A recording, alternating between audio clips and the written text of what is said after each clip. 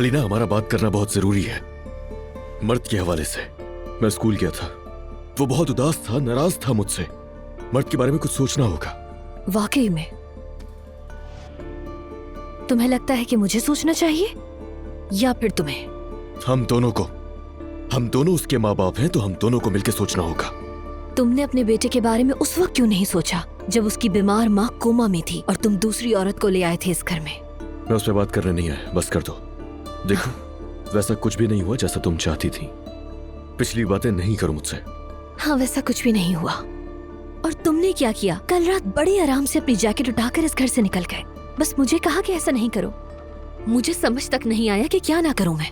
तुमने उससे बताया है अलीना, मर्द को तुमने बताई है हर चीज। क्यों किया तुमने ऐसा? मुश्किल है, बहुत मुश्किल। कोई इतनी आसानी से कैसे बता सकता है अपने बेटे को ये सब कुछ अपनी जिंदगी के बारे में? तुम्हें पता है वो किस तरह देखता है मुझे?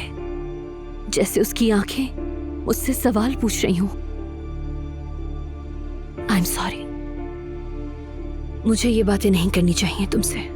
अलीना, मर्द को मैंने कुछ नहीं बताया।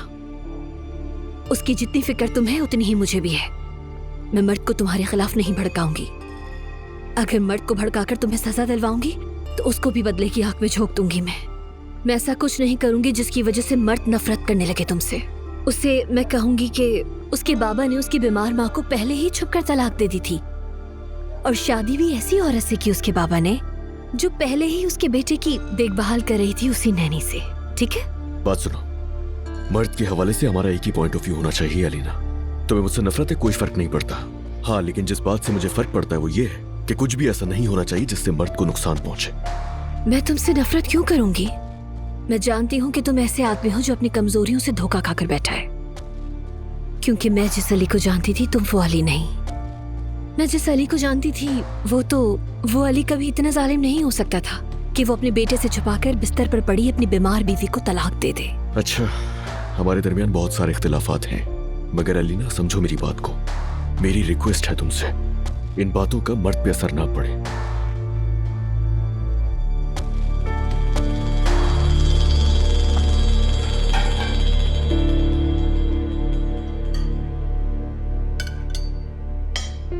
ये तुम क्या कर रही हो?